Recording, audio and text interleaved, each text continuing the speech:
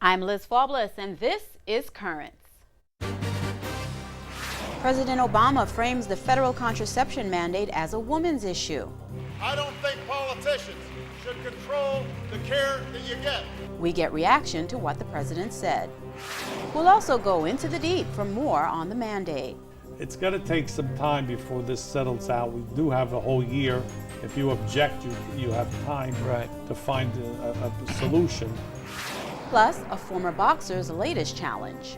Got very disillusioned with everything, you know. I was drinking a lot back then, and haven't drank now in over 16 years.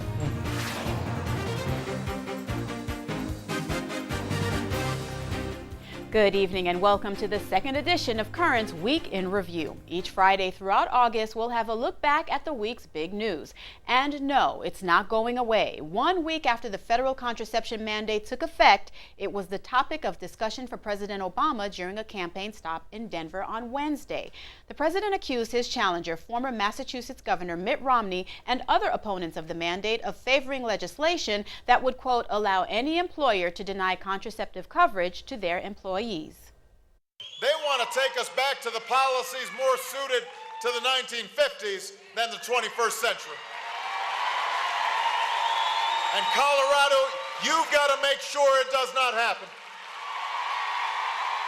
I don't think politicians should control the care that you get.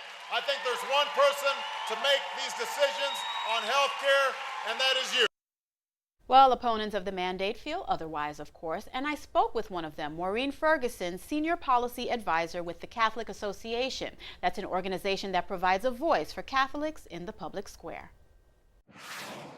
Maureen, yesterday in Colorado, President Obama said of the HHS mandate and the surrounding debate, quote, I don't think your boss should get to control the health care that you get.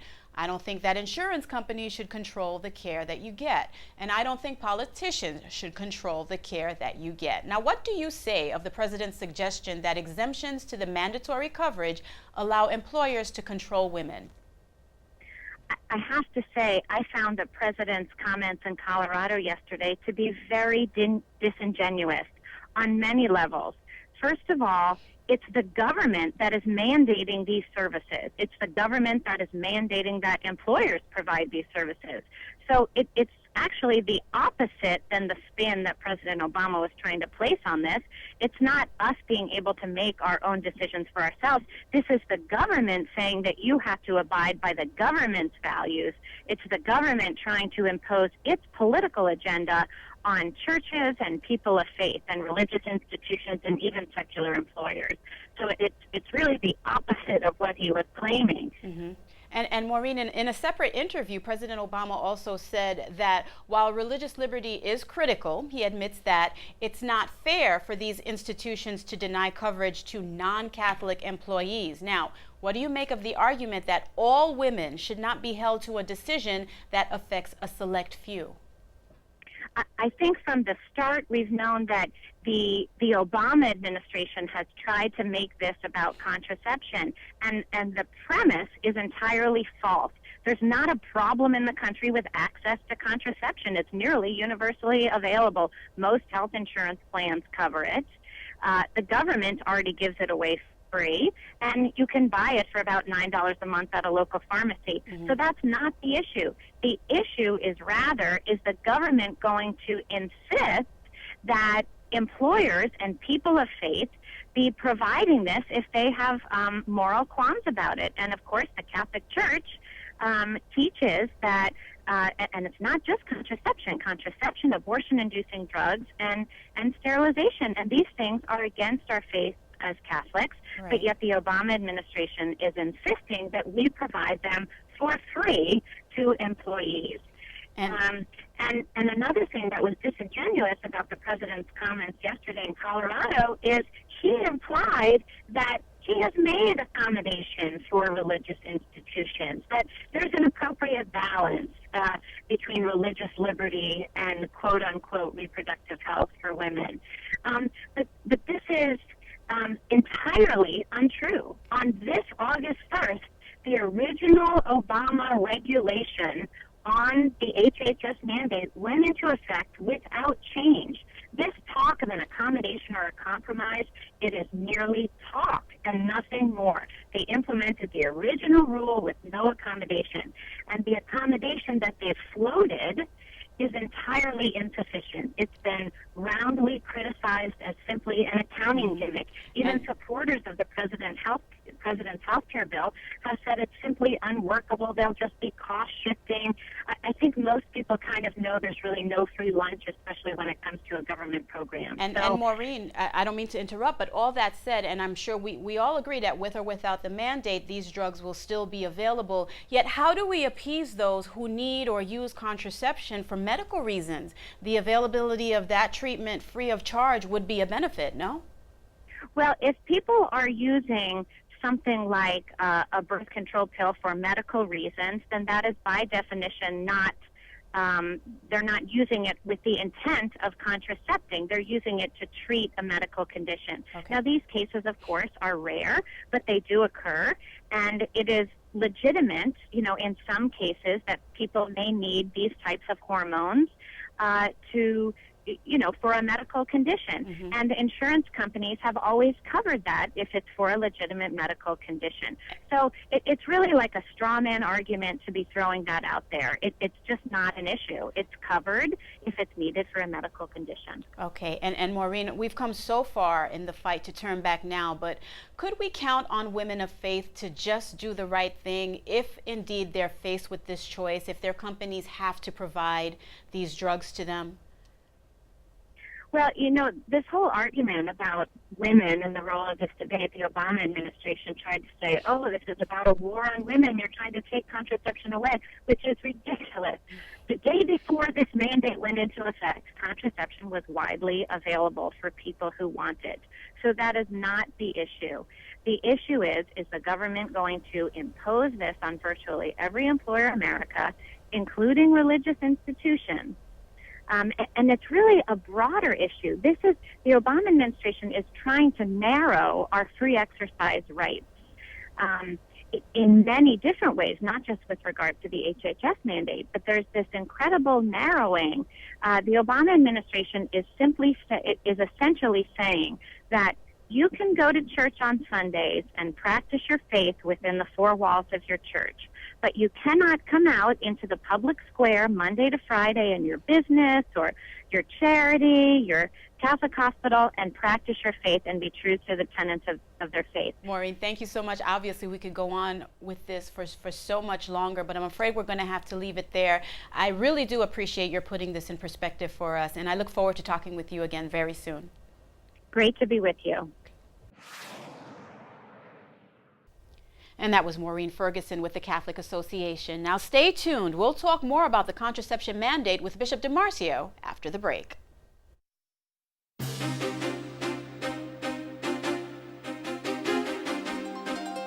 Welcome back to Currents. I'm Liz Faublas. It's been a little more than a week since the federal contraception mandate took effect. It requires most private health insurance plans to include coverage for contraception, sterilization, and abortion-inducing drugs. Now, there is an exemption for religious institutions, but critics argue that the exemption is so narrow that almost no one qualifies for it. Well, for more on recent developments, our news director, Ed Wilkinson, sat down with Bishop DiMarcio for this week's Into the Deep. Bishop, welcome. HHS mandate went into effect on August 1st, kind of like a D-Day here, that it's finally now is part of the law. But there was a firm in Colorado that was run by Catholics that took the case to court, and they actually won. And the court says that their religious beliefs trump this law that goes into effect, and so that they can act on their own conscience. Do you find this encouraging to the position that the church has taken on this issue? Well, I think it is, but again, it's a lower level court, so who knows what happens at the next level. But it is a recognition, and I think the reasoning of the judge was good reasoning, saying that these people have consciences and they're following the dictates of their faith and shouldn't be forced to act against it. So it's got to be a long time before we see this resolved, and I'm not sure how it's going to be resolved. We were talking before that Cardinal DiNardo, who's the chairman of the Pro-Life Committee, has asked Congress to intervene and put a law together that would override this regulation. It's not a law, it's a regulation as part of the law. Again, the devil is always in the details whenever you get these complex laws, as the healthcare law was. The details in the regulations were very onerous in some ways. But I think that's a good call. I just read recently analysis from a moralist point of several moralists actually, and it may be we were back to the whole issue of cooperation and with evil. Again, the church has for many centuries been very wise and understanding. You live in a world where there is evil, and sometimes you can't help but somehow be touched by it. And the theory, and it's a theory, but that's useful in making moral decisions, is called cooperation with evil. But you have proximate and then immediate cooperation. So proximate means you're directly cooperating with something that's wrong, which you can ever do. Right. Sometimes immediate means there's a gap between what you do and what somebody else does. For example, we are very careful of how we invest diocesan funds in stocks that are with companies that produce abortifacient pills or even produce firearms. So we understand that you're cooperating and supporting that company, so we refrain from buying any stock of those companies. And so you get all of these cases, you have to apply the situation. I think this is what was the intention of the administration when they gave the first, what they called compromise, that the so-called insurance companies exemption were going to do. Well, Yeah. I mean, it was kind of silly because the fact of the matter is you're paying for it. If you were not paying for it, if they were for free, it would be a different story. Right.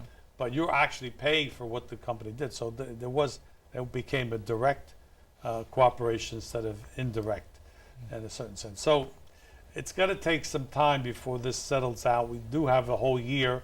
If you object, you have time Right. to find a solution. So the next year is going to tell this tale. Well, what happens if the year goes by and we haven't reached a solution? Is the diocese going to pay for these plans? It's hard to say right now. I don't want to interpret the future right now. See what happens. We'll see what kind of relief we can get, because it will be very difficult, because if you don't comply, there's very onerous fines. Yes, right. That are impossible to pay. Could never sustain it. Yeah. So we'll see what happens. The Archbishop Chaput recently gave a talk out on the West Coast, and he said that this is nothing new, that there is a pattern of anti-religious sentiment among government leaders. And he said it's been going on for decades. He said this is nothing new, but there's a trend against people of faith and religious beliefs. Do you share I would that? agree to a large extent. I think it's hard to pinpoint. It's not always there, not with everybody, but it is there. It's clearly the case when you're trying to sideline religion. That's clearly the direction our country's taken. Sideline religion. That's a personal thing. You can worship any way you want, but your values should not enter into the public forum. That's the battle we're fighting. Yeah, it's the way they're trying to define religious Right, institutions, right. are And that's that's what just they a have. group of themselves who stay with themselves, Right, right? right. And the church is actually always an evangelizing Right, group. We right. reach out to a lot of people, Right. right? Bishop, once again, thanks for being Okay, with us. Good to be with you. Good. Good. Into the Deep with Bishop DiMarcio. And if you have something that you would like to ask Bishop DiMarcio, let us know, and we just may ask him in future Into the Deep interviews. Email us your questions at our new address, currentsny@desalesmedia.org. That's currentsny@desalesmedia.org. Stay tuned, there's more Currents ahead. Coming up, celebrating the feast day of a 20th century martyr. She was aware of the problems of women and students. She was involved in liturgical and biblical movements of the early 20th century.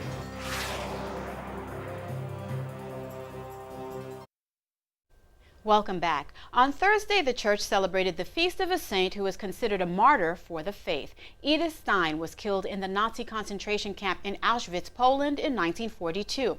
Now, Stein was born to a Jewish family in what was then the German Empire in 1891. She became an atheist, but after reading the autobiography of Saint Teresa of Avila, Stein experienced another conversion, this time to Catholicism. Last Saturday, ahead of her feast, a memorial mass was held in the Lady Chapel of St. Patrick's Cathedral.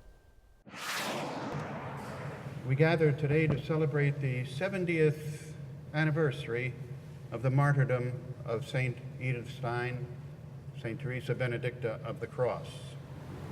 Edith Stein, we know, was a woman of deep prayer. She was skilled in empathy. She was a renowned lecturer on political theory. We're in St. Patrick's Cathedral, and we're celebrating the anniversary of our patron saint, St. Edith Stein, who was St. Teresa Benedicta of the Cross. And today we had a mass and a brunch and a speaker, and we spoke about interreligious dialogue. This is the Edith Stein Guild of America, which has been around since 1955. We've had this memorial ever since, and so our purpose here is not only to remember St. Edith, but also to promote her, to promote devotion to her, make her better known. And we're hoping, indeed, that our hope is that she will be made a doctor of the Church. She was a woman of compassion as a nurse in World War I. She understood people who were sick, suffering. Edith Stein was a German woman, born very near, Silesia.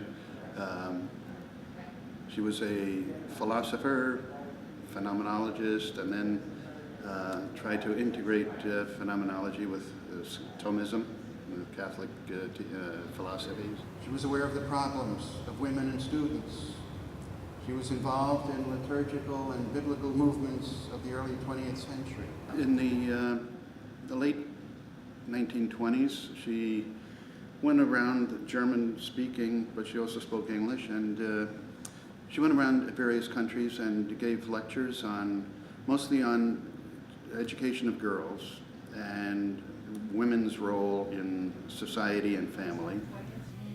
Edith Stein is a woman of our time, I believe. She was martyred at Auschwitz, but she came a long journey of no faith to a grand faith, even to the point of martyrdom, for not only for our church, the Catholic Church, but for her Jewish heritage. The fact that she was a Jew was the reason she was taken. The church spoke out, and they said they would take all our converts, and when they sent the letter around to all the churches in Holland, several days later, she and her sister were taken, as many other families were taken from the Benedictines and taken to Auschwitz and murdered. So we need to know that she is a member of the 20th century saints. She is a great woman and has lots to teach us about what it means to bear witness, but also to respect our Judaic roots. And stay tuned, there's more currents ahead. When we return, a boxer's move from the ring to off-Broadway. That this play is like an amends by Barbie, expressing all this beautiful poetry about fighting.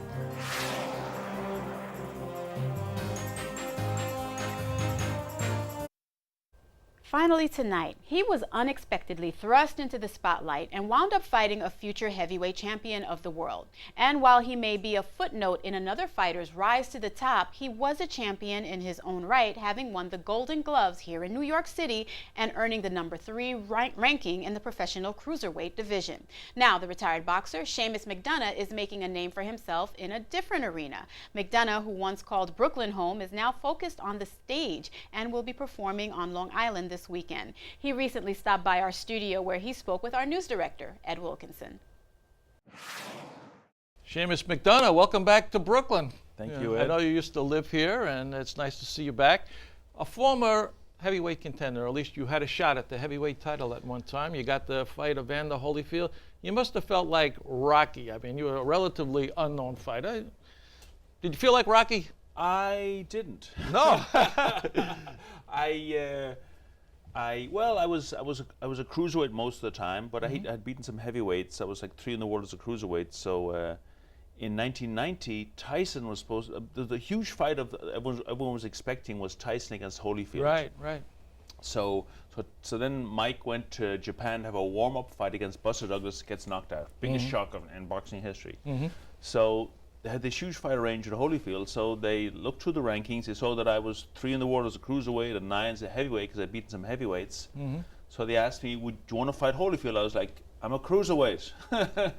So then they told me, well, if you beat him, you'll make 25 million in your next fight. So I said, okay, I'll take it. So what did you think? Did you think you had a legitimate shot? I thought I was going to knock him out. That up. What are you laughing at? Well, you were a good fighter. You were a Golden Gloves champion right out of Brooklyn here. Tell us about your career as an amateur. As an amateur, I'd fought in Ireland. My dad started a boxing gym in the town where I was raised, Enfield, County Meath, and we were very successful over there. And I came here and I kind of quit fighting. I never really liked it that much. But I was also a former alcoholic, and I couldn't stop drinking, so I quit drinking for a while. I went back in the gym and won the gloves in '85, all knockouts. And then I just started St. John's University, so they asked me. This is the reason I turned pro. I had no money to pay for my second semester at St. John's, so they said, "Well, if you turn pro, we'll give you this money. You can pay for pay for college." So sure. I turned pro, paid for college, and started fighting pro. When did it really hit you that here you are, you're fighting for the heavyweight title, and you're fighting a pretty good fighter here? Well, I believed I was going to knock him out. So I went in, and I was a very nervous fighter. So as a teenager, I learned to block all the nerves out. Just deny it was happening, So then, when the bell would ring, it's really a bad way to deal with nerves. Because when the bell rang against Holyfield, I couldn't walk, which doesn't help. Not good. No. So I said I raced across the ring, tried to knock him out right away, got him a few shots, and then I kind of slipped, and I was kind of a knockdown. Then I got hit top of the head, and knocked another 2 knockdowns. 3 knockdowns, the fight's over, because 3 knockdown rule. Yeah. So I stayed on my feet and did a little better in the second round, a little better in the third, and then I came out for the 4th round. Wanted to knock him out again. We both threw left hooks. He caught me first. Yeah. I got knocked down. My first thought when I hit the canvas was, well, if I stay here, it'll all be over. Yeah. But I couldn't. But you got up. You got up. And actually, I was getting up. I was up at 6 or 7, and the referee stopped the fight. You thought you might be able to continue? I was nothing wrong with me. I was robbed. Steal. So then you had one more fight, and you lost that fight, and then you retired with a record of 19-3 professional. 19-3-1. Yeah. Why did you get out of the game? I just got sick of it, you know. I got very disillusioned with everything, you know. I was drinking a lot back then, and haven't drank now in over 16 years. I was drinking a lot back then. I just was very depressed, and I actually became suicidal after my last fight. And the thought that kept me alive was I would stop drinking a month before the fight, which is actually in this play that I'm doing. I'm doing a play now called Kid Shamrock. And one of the lines is I'd stop drinking a month before the fight. That's what I would do, stop drinking a month before the fight. But it's great, you got your sobriety back now, and you got your legs under, and you're into acting and film writing. And tell us about this big date that's coming up. Though I know you're doing this play that you've done before. Tell us a little bit about the play and what's coming up. It's a play called Kid Shamrock, written by Bobby Cassidy Jr., who writes for Newsday, about his dad, Bobby Cassidy, and the name of the play is Kid Shamrock. Bobby Cassidy was a #1 ranked fighter in the world in the 70s, and he had a huge fight against Rodrigo Valdez at the Garden in the 70s, and they sold out the Garden. It was like West Side Story, you know.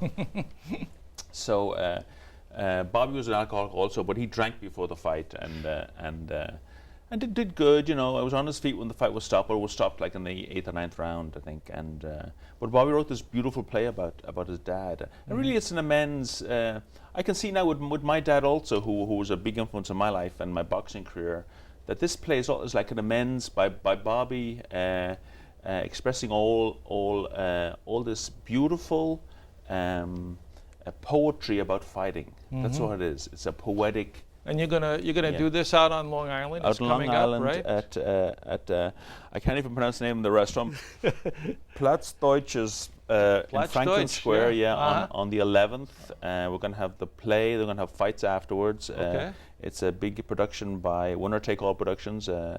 Bobby's involved. Yeah. Great. Well, we hope everybody will go see it. Well, And, thank you. Yeah. Best to you. Good to Yeah. see you. You're in good shape. Yes. And great to have you here in Brooklyn. So Well, thanks for very coming much. by today. Thank you, Ed. Yeah. Thank you.